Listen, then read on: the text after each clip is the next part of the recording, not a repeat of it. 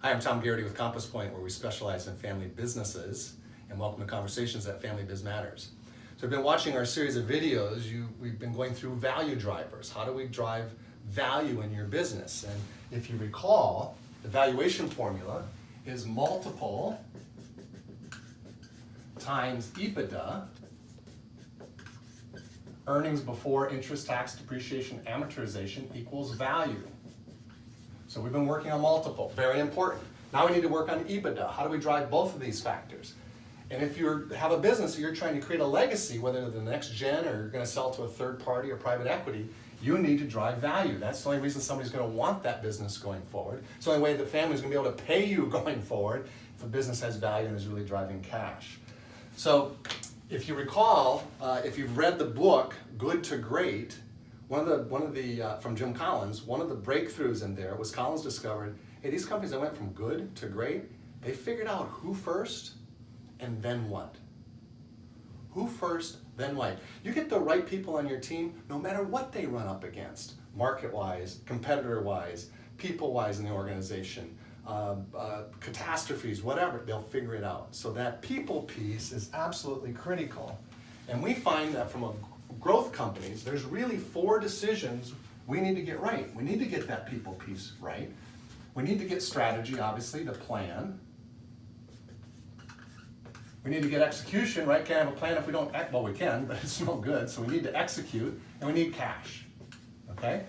So we're gonna work on people. This is absolutely critical. And organizations know when they don't have the right people, they just don't know what to do about it. It's emotional, we might have a family member in there. It's like, oh, I'll deal with that another time. Because it's messy, it's tough. So we have a tool here called the player grid that can really take the emotional piece out and give you the insight to, okay, I see what we've got, I see where we want to go, I know the next step. And kind of going back to, from Colin's standpoint, one of the questions he often asked is, would you enthusiastically rehire everybody on your team? So as we go through this, let's see how that pans out. So player grid. On this axis, we're looking at core values. And on this axis, we're looking at productivity. People doing what they're getting paid for. So what are those handful of rules we have in our business that describes the behaviors that we are going to have, how we're going to treat one another, how we're going to treat our customers? We want people aligned to that. And then the productivity, are they doing what they're getting paid for? Don't worry about 47% or whatever. They're either not doing it or they are. They're either not aligned to our core values or they are. So where do the players end up? Well, A players, obviously, aligned to our core values and get their work done. We want lots of them. They're going to help our business grow. B players, they're aligned to our core values, but they're not really that productive yet. We'll come back to them. A couple of issues here from a coaching standpoint. C players, they're not aligned to the core values. They're not productive. Stop wasting your time. Move them out of the organization. And then probably the most dangerous person in the organization or people are these BCs. They're really getting their work done. They're incredible, but they're killing you culturally. They're not aligned to your core values. They're the gossipers. They're the power mongers. And they're going to make your culture toxic, and culture eats strategy's lunch every day. You've got to manage these people and coach them to improve, or they got to get out of the organization. And it's so hard because they're delivering the goods, and that's why we let them stay. Here's the irony.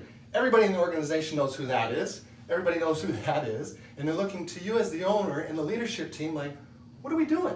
So now we got a tool, right? We've got a tool that can help us figure out what are the next steps. These guys, they're either, again, they're aligned, they're who we want, they're our who, but they're not productive enough, so they're in the wrong seat, so get them in the right seat so they can be productive, or we need to coach them in their competency.